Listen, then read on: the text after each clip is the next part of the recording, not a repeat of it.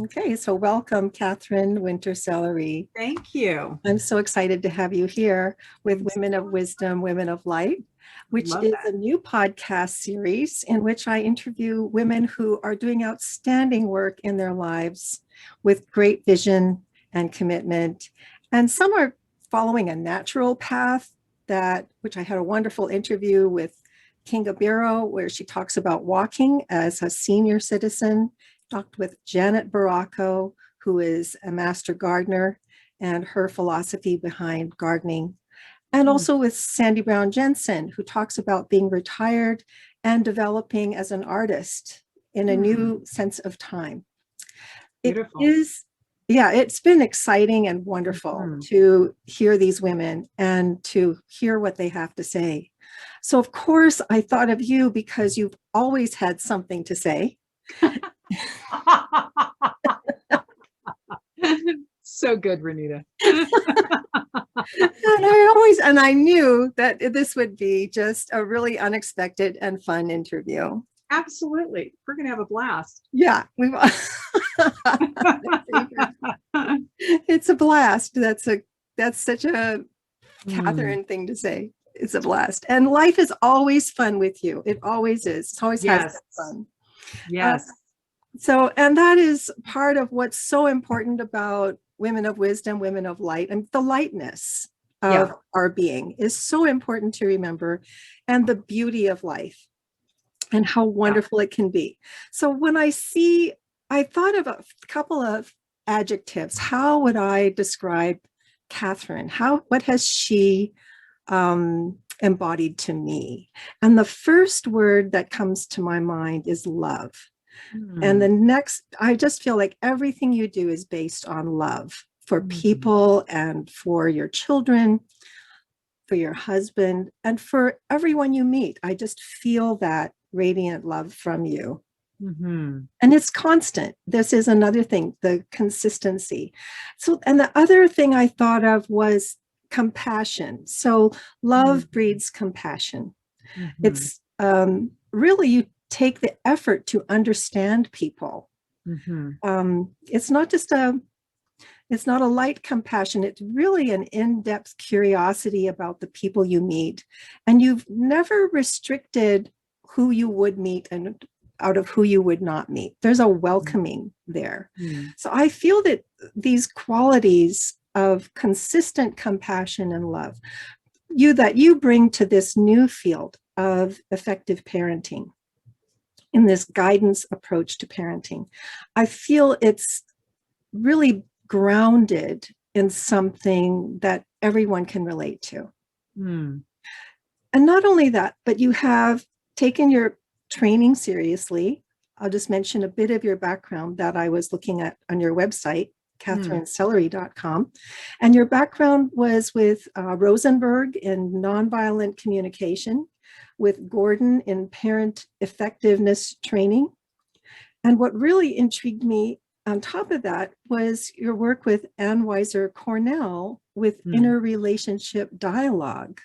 mhm. So this is something that all aspiring leaders would be interested in. This is not just for women and not just for parenting. Absolutely. Yeah. These are leadership training Mhm, skills. mm, And since I have my industrial organizational degree in psychology, I'm very interested in leadership mhm, and how we bring a vague construct into specific training grounds. mhm. You also collaborated with Jameson and Porter to develop this guidance approach to parenting. Right. So those are the few things that I'm aware of. And in addition to that, there's the spiritual practice in breathing and meditation that you also teach. Mhm. So this is a really kind of a 360 approach to leadership. Yeah. So could you tell me a little bit about, I don't know where we should start because there's so much here. I've seen you at work as a parent. I've met your children. I've met your husband. I know that they're all happy and thrilled to be with you and have you in their life. You make their life better. Most of the time. any given day, that response could be different, but for the most part, yeah. Well, they're pretty good actors then.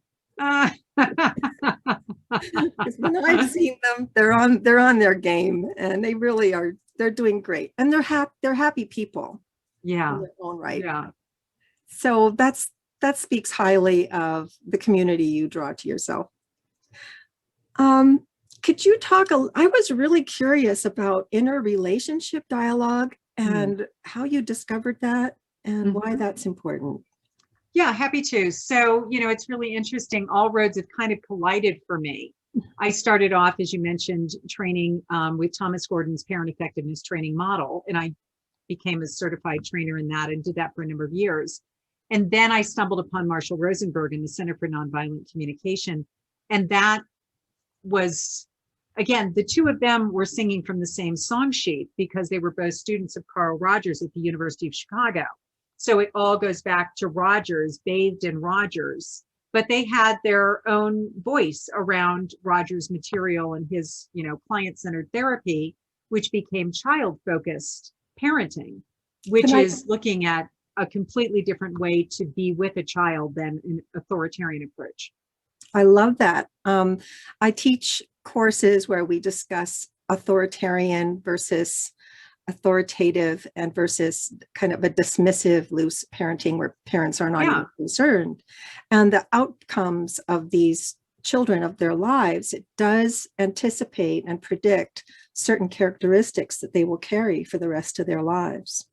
Absolutely, which is why, the conscious parenting revolution, which is where, I find myself wanting to move forward in that movement, is bringing to the fore that how we parent changes the trajectory of an entire lifetime and beyond, transgenerationally, to the next lifetime and the next and the next and the next. So it's not to be dismissed. And yet people don't usually invest in their parenting, ironically, because they think, I don't know, it's like breathing, it's not something that you have to train to do. Everybody does it. It's like, well, yeah, a lot of people do it, but they don't do it very well. And they just fall back on, that rut in the road, whatever is the habituated knee-jerk responses. There's very little consciousness around it. It's much more of an unconscious thing. And most parents, through no fault of their own, just go about it leaning back into what was done to them is pretty much what they produce and do to their children. And a lot of that is dysfunctional. Yes. In one of my courses that I teach, by the way, I teach at Kaiser University, and I teach undergraduate students who are taking beginning courses in psychology. I also teach a course in developmental psychology, where we really look at the impact of parenting skills. And it is surprising how many students their eyes are opened when they see there are different possibilities in parenting, particularly when the child when they become a teenager. That's when all of these patterns begin to really show up.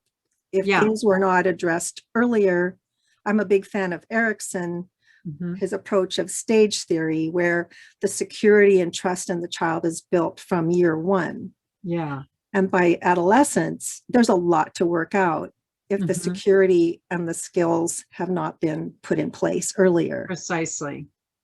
So well put, Renita, so well put. So a lot of the parents that end up coming into the guidance approach to parenting training program that I run, they have either been fired, like their kids just don't listen to them, they don't consult with their parents, they dismiss them, because honestly, they have been dismissed their whole life. Their perspective, their feelings, their needs have not been acknowledged, because part of the work that really Louise Porter brought to me was her awareness of these filters in consciousness that are so unconscious to us around ageism, and that we look on children as second-class citizens. Like, they have no standing. They're not really considered to be fully, formed human beings until some kind of maturation around 18, 21, something like that. But if we can see children are people too, and that they may be developmentally immature, but that they have feelings and needs, and if we can acknowledge and see them from their perspective, that gives them a sense of self that doesn't otherwise develop. I love that. That so much is unconscious. This may seem a little bit of a leap, but when I was reading James Hillman's book, The Soul Code, he talks about children as having a fully developed image from the moment they emerge. And that when we don't care for them and respect them, we are disrespecting their whole purpose for coming into the earth. Wow. Beautifully put. Isn't it powerful? Beautiful, very powerful. Yes, I just say I think yes. I think we see children as developing into adults. Yes, But in exactly. fact, they're not. They're already whole entities. Fully formed, exactly. Yeah, and I think this is so profound and Mhm. beautiful that if parents could, I think many parents don't see themselves as fully formed and as souls worth respecting, and this attitude unconsciously goes to the child. Yeah, it's projected on them. I mean, a lot of it really is about self-image and then projecting it on to the others. So, I have a few TED Talks, which I did, and one of them was on surviving unconscious parenting. And I saw that one. but I speak about, and I'm not sure if it was that TED Talk or one of the others, I can't recall, but about this awareness that came to me 10 years ago. So it was pretty late in my life that I understood what it was to be cathected, which is something that Alice Miller talks about in her book, The Drama of the Gifted Child, which was a book that I carried around with me, honestly, for 20 years. Yeah. But I didn't actually sit and read it until my mother had transitioned. And then something opened up, the space opened up for me to actually be able to sit down and digest that incredible offering that Alice Miller brought. And she speaks about the caregiver who themselves had not been seen, heard, and understood as children, are craving the ability to be seen all the way into adulthood, and that they will cathect the children to just mirror them back. So it makes it impossible for the child's caregiver to give them the grace of individuation because they didn't individuate, because they were never seen as separate. They were always only ever seen as the reflection of the primary caregiver's feelings and what they needed everybody to feel because that's what they felt.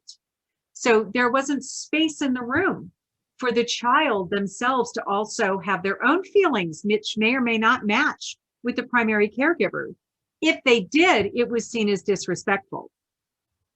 Yes, I had that experience with my father when I began to develop my own ideas and I would think critically about something he said. He would feel very hurt and angry. Yeah. And it began to sever a connection between us right there. Yes. It's as though whatever is in the mind, heart, emotional realm of the primary caregiver is only to be seen as the truth. And that any other variant experience in the room is somehow putting that person in a feeling of being dismissed or disrespected, or it somehow rattles them and they get triggered.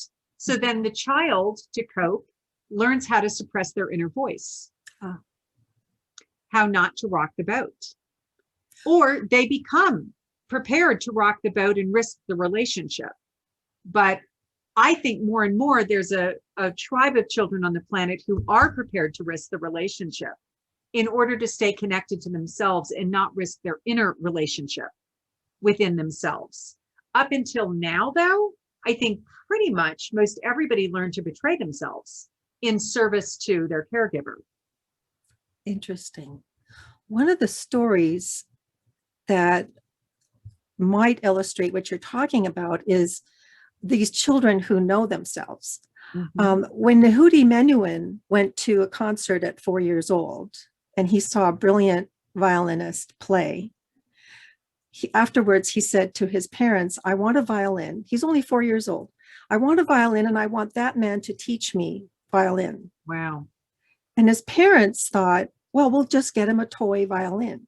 So they get him a little toy violin made out of metal. And he threw it on the floor in disgust.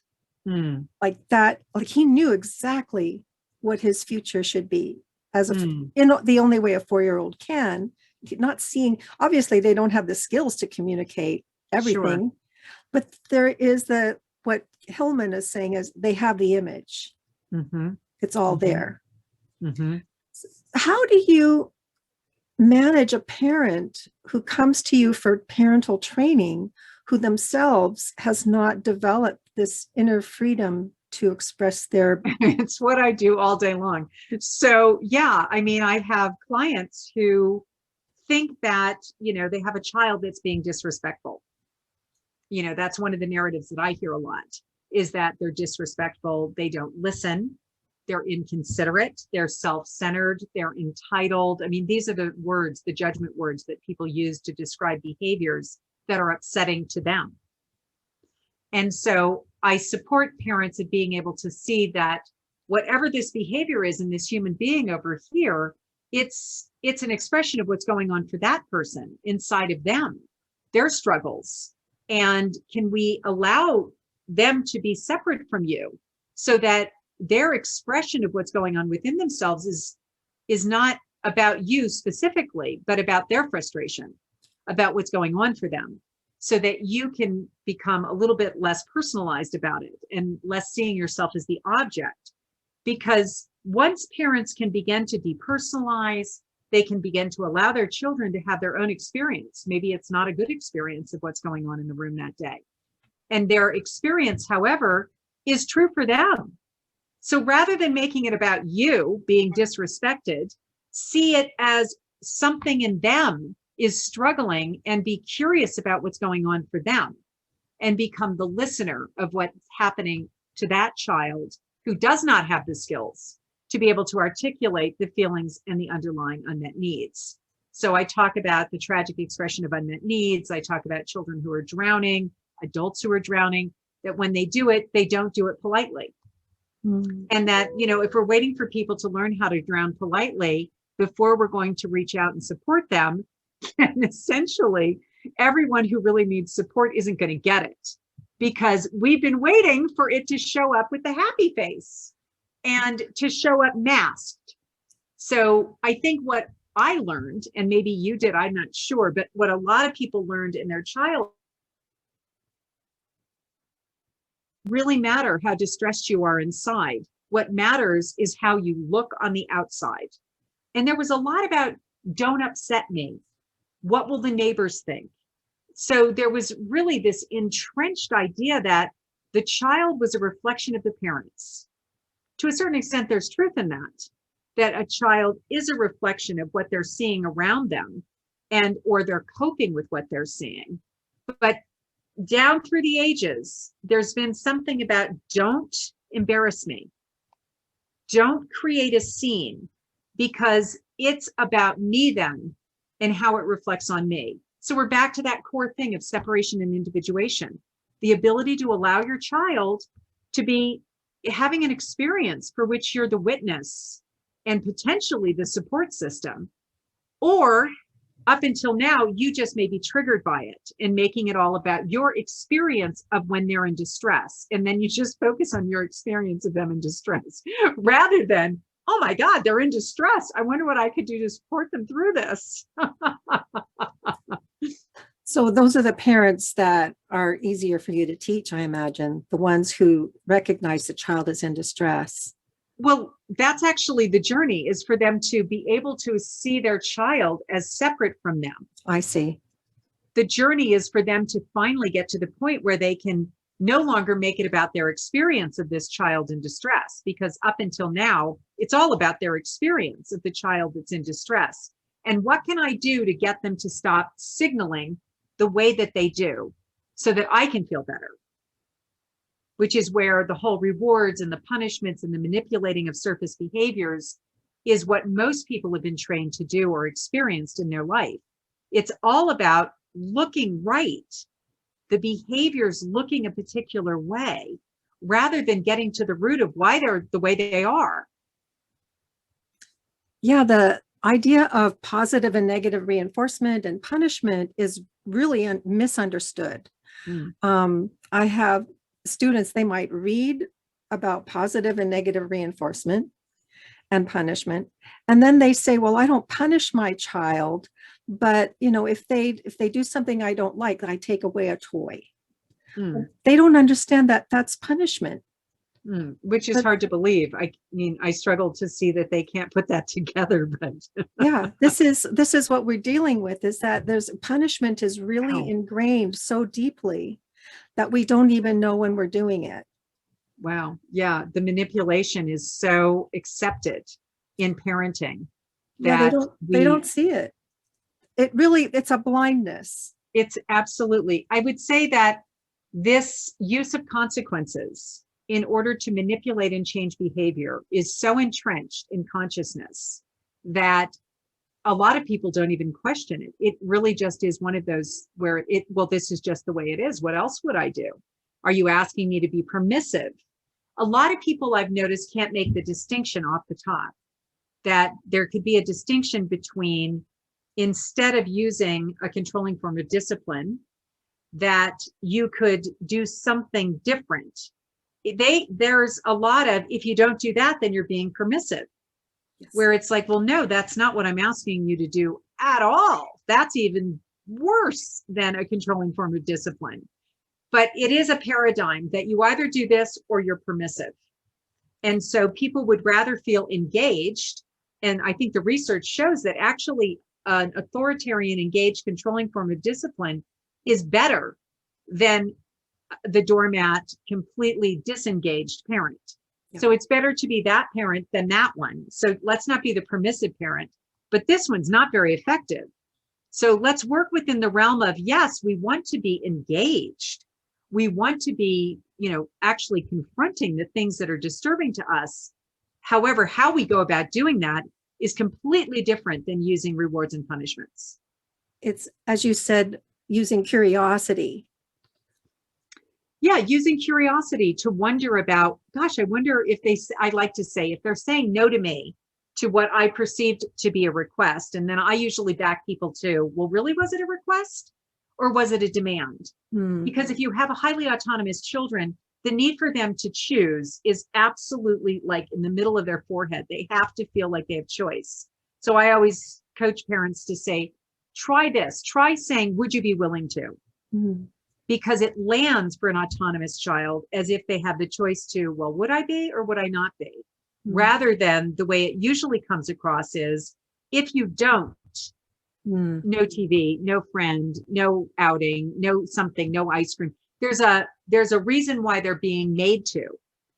And a belonger, a child whose sense of self is really resting on, whether you like me, whether I feel safe, that, there's good chemistry between us, that are concerned with that, they will do it because they don't want to risk feeling as though they're in the doghouse. Where an autonomous child is prepared to risk your disapproval. They're prepared to risk their disapproval in order to stay centered within themselves and feel like they're still in command of themselves. So once you start threatening me, I have absolutely no choice but to not do it. Right. Autonomy is so important. It's so important. And especially as you're preparing a child for their adolescence years, when they have to have this experience of autonomy so they can make wise decisions when they're exploring their identity. And there will be pressures to have sex, engage in dangerous activities like going in a fast car, being offered drugs or substances or alcohol, all of that. Autonomy, it seems to me, would provide a foundation for them to make wiser choices and be able to say no as they enter the dangers of adolescence. What are your thoughts on that? Yeah, well, what I like to coach people around is this idea of self-started behavioral change. And if parents are using a rewards and punishment or a use of consequences model, it's all about getting someone to change their behavior because of what you're going to do to them. right? It's called the external locus of causality. And so we're using something outside of someone to force them to do what we want. What we would do that would support us is to develop children that have a sense of self and that are aware of their values, that are fluent in an understanding of their underlying needs and their feelings that arise from the needs being met, the feelings that arise from the needs not being met. So that when that child finds himself in a situation that, you know, there's nobody around to punish them, there's nobody around to make them not do it, there's nobody external to them, that they have the ability within themselves to determine something about this doesn't feel right for me. You know, thanks for the invitation. I'm just tuning in and sensing that, yeah, you know, I'm going to say no. And they have that capacity within themselves to know their inner voice and to trust it so that they can stay tuned in to when they're in danger, when they have the ability to sense their yes or their no, so that they can be in the world and be safe in the world because they're so centered within. We do everything we can to get them centered to being outside of themselves when we raise them in the world of rewards and punishments, because then it's always about determining what somebody else is going to do to me or for me. And all of my sensors are outside of me. If I'm worried because mom blows up, if I express anything other than what mom wants me to hear, I only learn to express what mom wants me to hear. And everything else I hide. Everything else is behind closed doors. I would never bring those behaviors and directly talk about them because I know mom blows up. So I don't want to talk about anything that mom or dad are going to blow up about. And then whip out, you know, their whole like basket of things that they do to me when they don't like what I'm doing. So I'll just hide it all. Mm-hmm. So when parents come and say, you know, I'm really upset my son or daughter is lying to me, the only response is, well, what kind of atmosphere have you created in which they cannot tell you the truth? So autonomy goes completely against the grain of a parent who wants or lives under the illusion that they can make people do something. I just have to figure out what I need to make them do. Right. And what's the right pressure I need to put on them to get them to do it. When will they break? We talked about their 3 R's, retaliation, rebellion, and resistance. And he said, when you use a controlling form of discipline, you activate retaliation, rebellion, and resistance. Mm. And then Louise Porter in her research figured out that 75% of behavioral disruptions are one of the 3 R's. So these are all secondary problems that are activated by using a controlling form of discipline. 75% of the time, people are running around fixing the problems that were activated by how they approached the initial problem. So you eliminate all of those 3 R's when you just get rid of using power over. Mm-hmm. Well, that is definitely supported by the research that I've been reading. This is very exciting. What were the 3 R's again? Could you say them? Yeah, sure. Retaliation, rebellion, and resistance. Excellent. Retaliation. When you were speaking, I was thinking of 2 of my heroes. One is Jerry Seinfeld. Another is Whoopi Goldberg. Okay. Yeah. So great. there are stories about their childhoods that I find really interesting. And now these people are really comfortable with themselves in the public eye. I've never seen either one of them feel awkward about any question that's asked of them or dealing with any issue. They seem to understand who they are and they don't feel threatened, even though they're in public view, which is a very threatening situation to be in, really, if you're insecure at all. So one of the things that Jerry Seinfeld's sister said about him was when he was a little boy, he was just 12 years old, and there was a cake. I don't even know if this is true, but I love it. His sister said that her brother comes in. He said, I'd like some cake. And his mother says, well, you can have a slice of cake, not the whole cake. He said, no, if I can't have the whole cake, I don't want a slice. And he left the room. I want a face plant in it. Yeah. So he is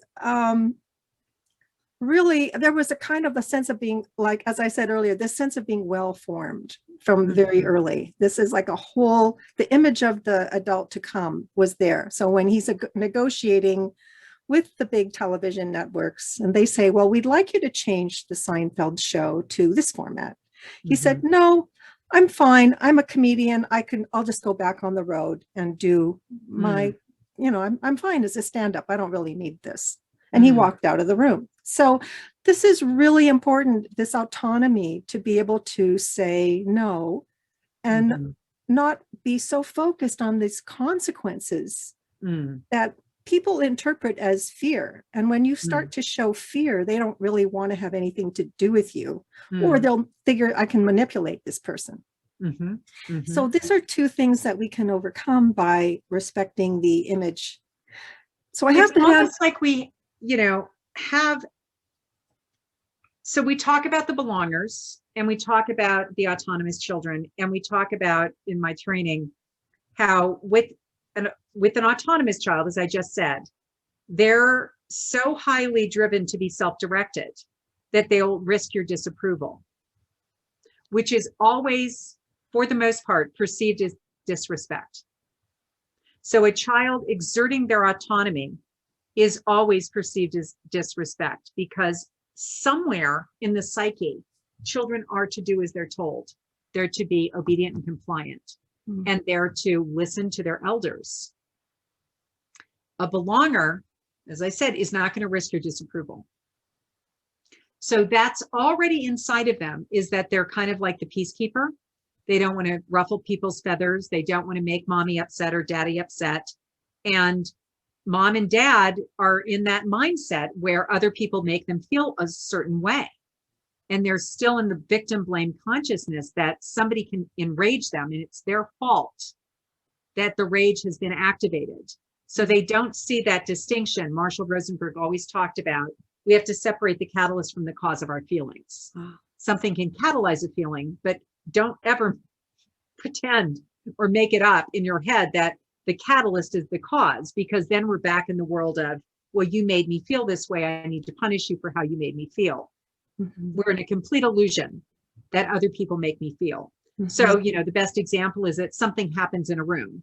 Somebody takes a glass and throws it on the ground, and 100 people witness it. There will be 100 different responses to that, because everyone is going to see it through their filter. So the feeling that's actually activated for everybody in the room is very much individual.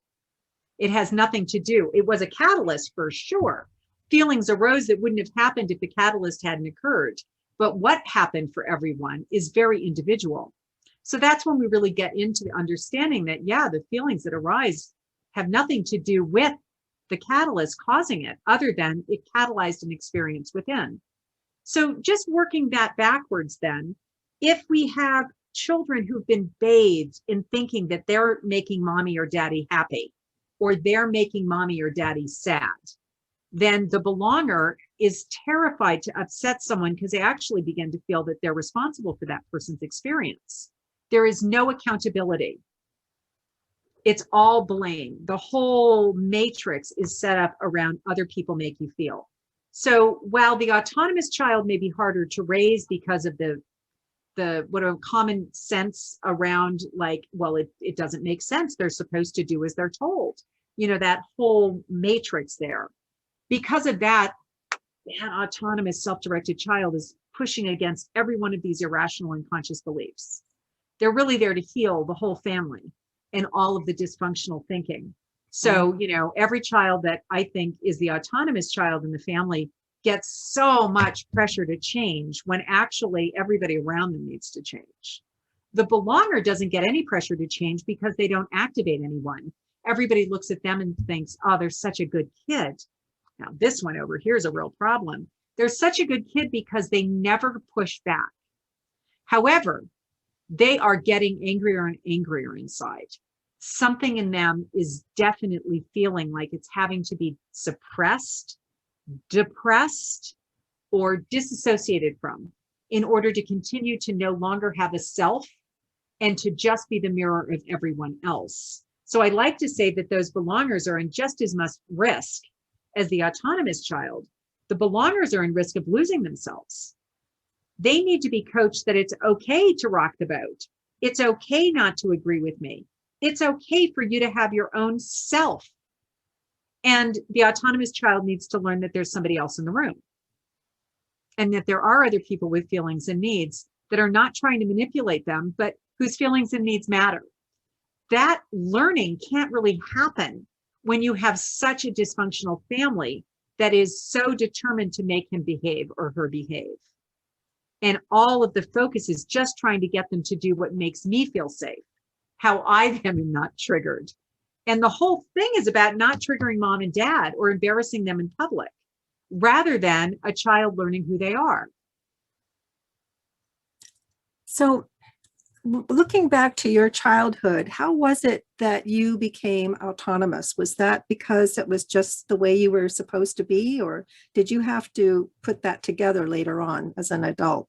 Oh, I had to put it together later on. It was interesting because, in my family, my mother had cathected me for sure, who of course I loved and adored her. But the spell that was cast really early in my life. And I can remember my grandmother saying out loud to my mother, "She's the one, sweetheart. She's the one that'll take care of you." So early on, the codependency relationship was developed from infanthood. Wow. It was my job to take care of my mother. And I did it. I mean, I did it really well. And I loved her so much. And it was such a dysfunctional relationship. I would have loved her without the spell. That's the part that pissed me off, was that, you didn't have to cathect me. You could have trusted that I would have loved and wanted to support you anyway, but not because I was made to feel like it was my duty or responsibility, but because it came from within. It was something that gave me joy to give and support. It was some mixed up inside, because that natural compunction to want to give and support was still there, but it was layered with all of this other duty, responsibility, and guilt if you didn't. And it was all nonverbal. My grandmother was talking about it. My mother would say things about, how much she could rely on me and all the rest of it. I mean, there was support for it being the good girl. I was the good girl. So there was the indirect messaging all around you. Indirect messaging. And because you're the gifted child, so intelligent, you could put it together and you knew, like, I know what they really mean. Yeah, well, that is what she means by the gifted child in her book. She means the child who is able to survive the dysfunction, who's gifted at being able to survive the dysfunction. Yeah. And so those are the children that are being raised all over the place, who figure out, how do I just get through this childhood so that I can eventually differentiate and individuate? And for me, I was 50 before that really dropped. The penny really dropped. It took a long time. Yeah. Yeah. And now but I really believe that when a person has had to heal themselves, when they come in, when they see their own scars, that's the person that's able to help others. Totally. Otherwise, who would listen to you? Because you understand. And I actually had that little internal roadmap. It's like, yeah, okay, yeah, I get it. Yeah. You see it and you recognize it and you say, oh, I know exactly what you're dealing with. I know exactly how you feel. I know the parent, I know the child. It's so helpful to come in wounded through your own life. I believe. I talk about the healing nature of conflict all the time. I mean, it is where all of it happens. That is the juice. And when you brought up the codependent relationship, this is such a powerful idea that we don't have time to start an eye on it. But codependency is so deeply ingrained that we don't even know we're doing it. So I just wanted to, we're coming to the end of our time here. So I wanted to say, is there anything that you'd like to say that you feel you'd like to say to as we? Yeah, I mean, one of the things that I learned from Marshall that I love so much, he has a poem and he's done a little song to it, and it is "See Your Children Beautiful." And so if you can see them beautiful, even when they're disagreeing, even when they're tantrumy, even when they're slamming the door, even when they're saying, "I hate you, mommy. I hate you, daddy." It's that ability to see past all of the surface behaviors and to be able to he said, never listen to the words people say. I see that as unconditional love. It is. It's unconditional love. And I do my training calls on Monday nights, my coaching calls, and one of the gentlemen in the class said, what you really teach is you teach, this whole program is about love. As I said at the beginning, I The whole feel program's about love. that's what I see in you, Katherine, that you based your whole program on love. And it really, I'm so glad that he saw that. Yeah, me too. And the transformation in the lives when you begin to see your children beautiful and you're not in reaction, habituated responses to so-called bad behavior, and you leave, as Rumi said, I'll meet you in that field over there beyond right doing and wrong doing, right? If we can finally make that leap in consciousness to observation without evaluation, Krishnamurti said observation is the highest form of human intelligence, the ability to be the observer without all of the story. So you can just look at the behavior. You might be perplexed, but you're not saying it's rude or lazy or bad or even good. The positive judgment words are just as detrimental, as I know, being the good girl. They're just as detrimental and pin you in a way in which you then begin to wonder, God, do I ever get to be anything but the good girl? Right? Yeah, there's when so do I much get to break out of that? There's so much in that observation.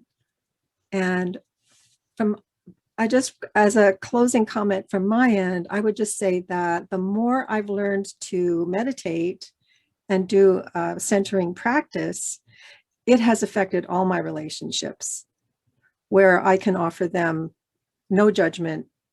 And not only no judgment, but one of the things a guru that I know, he said that don't accept people, love them. Yeah. To me, that is so profound. I have said that to everybody I know, and they all their whole minds just explode. It's like, of course, because to accept, we think we have to understand someone to accept them. But to love them, you don't have to work at understanding. It takes all the effort out of what we think we need to do and what we think they need to be. And self-love, of course, happens first, but it just happens automatically. This spirit of love to me, that's it. Love is the answer. Love is the answer. Totally agree. So it just transcends all of the mind. Thank you so much. Thank you so much. This was so wonderful. What a pleasure to be here. I could talk to you all day long. I could too. Yeah. I feel like we just got started. I'm like, oh, that's really cool. Let's do this another time. And yes, let's do another one. Let's do another one. Yeah. I mean, I feel like there's a lot of synergy here. There is. Yeah. There's a lot of synergy. Okay. Thank you so much. Thank you. So welcome. Thank you. Really rich conversation. Loved being here. I loved it. This was so great. So good. So good, Renita. You're doing great stuff. Oh, yay. Yay. Thank you. Thanks for all your work. Love you. Yeah. Bye. Love you too. Honey. Hi, everybody. My name is Katherine Sellery, and I don't know, what am I going to talk about here? We'll get to it.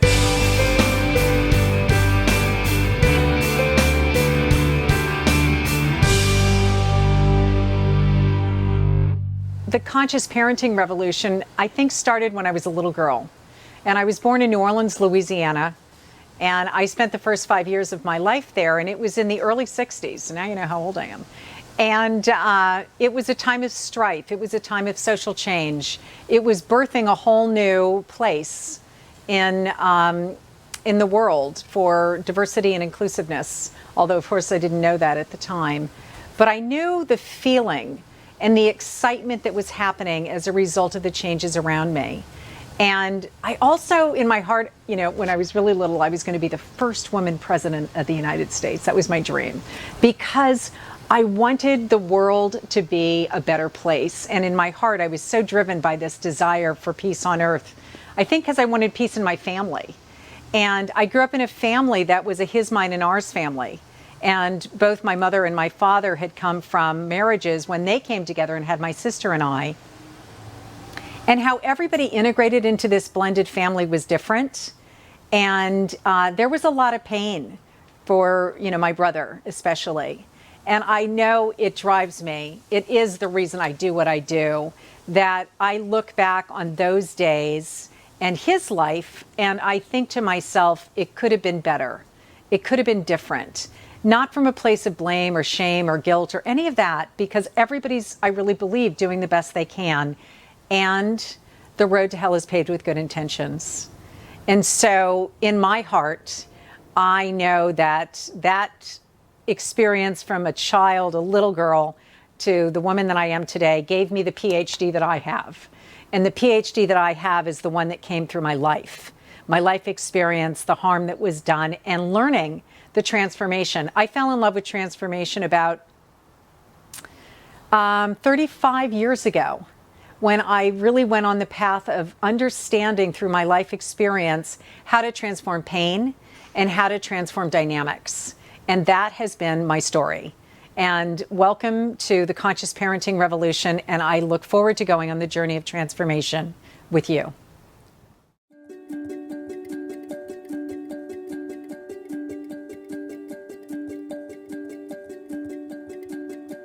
It's really simple. You have to have the tools to build the house. Our house was in so much conflict all the time. It just seemed like people were angry and misunderstanding and unable to tolerate hearing things from each other. Whose problem is it? So when you're having an issue with your child, do you own the issue? Is it that you need something from them they're not giving? Or is it that they need something that you're not giving? And you need to figure that out. If you're going to problem solve, you have to figure out what the problem actually is and who owns it, so you can analyze it together and figure out a solution. I think for me, I was looking for a way to wrap it all together, to put a wrapper around my life that had me be consistent with my parenting and my work and my relationships. And I know the coursework, a lot of it focuses around parent and child relationships, but it's really about relationships across the board. I just see a whole new future for our family. And luckily it's already happening. So that it's kind of like the payoff happens so fast in a matter of days that it just keeps you, it just hooks you on wanting to know more and implement it better. Because once your kids feel, and they know, they're very smart, this, once your kid feels that you're listening, you're asking the right questions, then the avenue to communication is wide open and everything changes. Everything changes.